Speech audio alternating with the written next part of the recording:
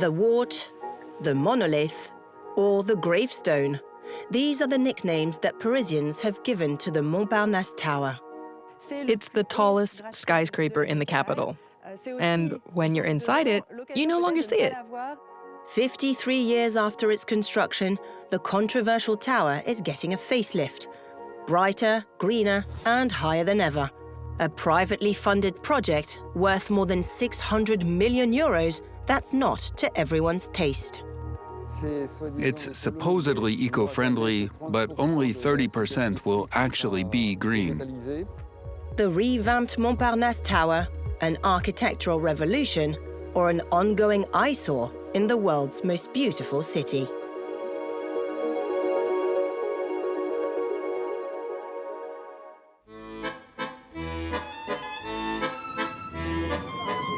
C'est vachement grand quand même. Sacré-Cœur, il est là-bas. Place de la Concorde. At 210 meters high, a sweeping view of Paris. C'est tout lourd, ça. Frank and Laura have lived in the neighborhood for 2 years, yet had never ventured up to the 56th floor of the Montparnasse Tower. Too tall, too ugly, but the upcoming renovations have sparked interest. Refreshing it with more vegetation can only be a good thing. A bit of green is always good. If it gives the tower a new lease of life, why not? And it might boost local businesses and attract more tourists. It sounds great. Though the tower has been in decline for the past 20 years, its rooftop has attracted more than 30 million visitors in 5 decades. It's a great honor to be among some of the last visitors of Tour Montparnasse, just because even though it has a bit of a mixed reputation with locals, it's still a symbol of Paris. Ever since it pierced the sky in 1973, the tower has divided opinion. Back then, central Paris was overcrowded. Officials dreamed of a modern, Manhattan-style skyline. En 1968, le projet semble titanesque. Il s'agit de démolir la vieille gare pour y construire le premier gratte-ciel parisien. On veut changer l'image du quartier, éradiquer les foyers insalubres, mais aussi en finir avec cette vie de bohème à Montparnasse. Vous trouvez ça beau? C'est pas mal que ça soit comme ça autrement. On est dans le modernisme, on est dans le XXe siècle. Oh, je trouve que c'est affreux. Qu'est-ce que vous voulez faire? C'est affreux. Et si ça tombe? The tower didn't fall, and it generated billions of euros in 50 years through office space, restaurants, and tourism. Caroline works for Magnicity, the operator of the observation deck on the top floor. They're temporarily leaving their headquarters ahead of the renovations. We've been lucky to have arguably the best offices in Paris, with a stunning and ever-changing view. Leaving will be a bit of a blow for us. The revamp has been on the cards for years. The skyscraper was meant to be ready for the 2024 Olympics, but renovation is only just getting underway, 2 years late, and the schedule remains unclear. With construction, you never really know when it'll end. We know it'll start this summer, and we're aiming to reopen the observatory around 2030, but we wouldn't be surprised if there are any delays or changes of plans, just like any renovation, really. A huge project expected to last at least 4 years. In all, 3 architectural firms will reshape the Montparnasse Tower with a transparent facade, a luxury hotel, and sports facilities. A vision of cutting-edge modernity. Yet once again, the future tower remains controversial. My name is Patrice Maire. I'm the president of the Mont 14 Association. We fight to protect heritage in Paris. In 2019, Patrice Maire and fellow residents took legal action to reduce the size of the new tower. The renovation plan actually included several extra floors, but now the tower will rise by less than 10 meters, down from the 22 meters originally planned. Yet for Patrice, the skyscraper will always spoil Paris. We're here on Rue de Rennes with elegant buildings and wrought iron balconies that make a beautiful perspective. And then right next to that, you have this massive black block, a slab, vertical lines, no character whatsoever.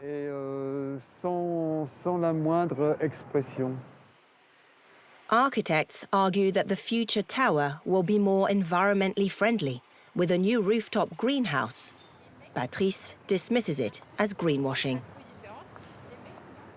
It's supposed to be eco-friendly, but there will only be plants and trees across 30% of 2,000 square meters.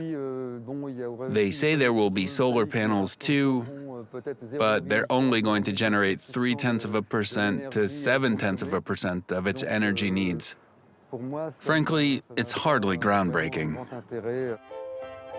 Neither developers nor any of the major co-owners agreed to answer our questions.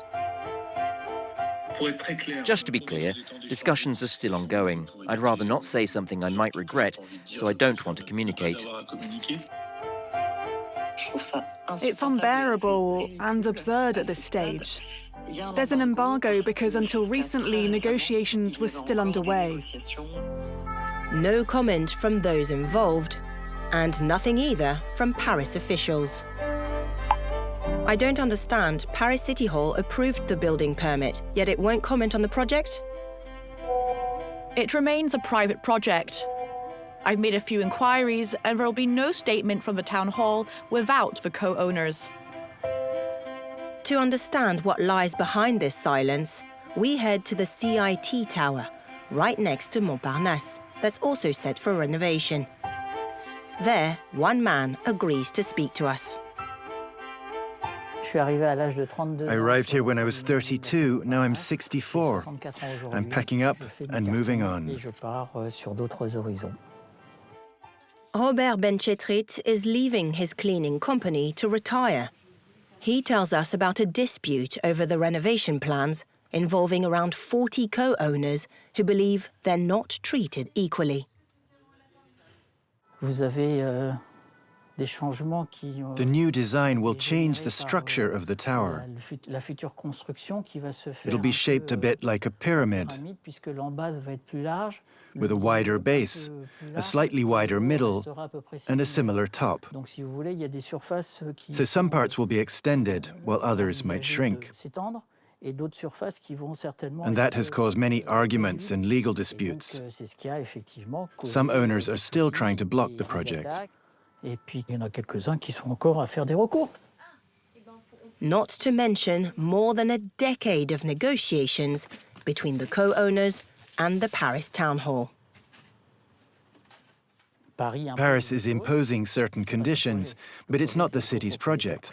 These are private owners with a lot of cash to splash out on renovations that will improve the building. If City Hall had its way, everything would be social housing. Authorities have reportedly required student accommodation within the Montparnasse complex. The third building to be renovated is the shopping centre at the base of the two towers. Now dark and largely abandoned, the mall once housed more than 80 shops across 35,000 square meters. Downstairs, it's deserted. There are maybe 3 shops left. Upstairs, it's a ghost town. Only one shop remains, my father's. It's a cowboy boot store.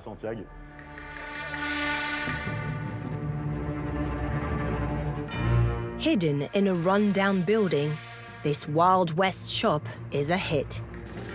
At 82, Daniel was one of the first to start a business here. With his son Raphael, they are the last remaining survivors. For 4 decades, customers from around the world have poured in, from rock stars to influencers.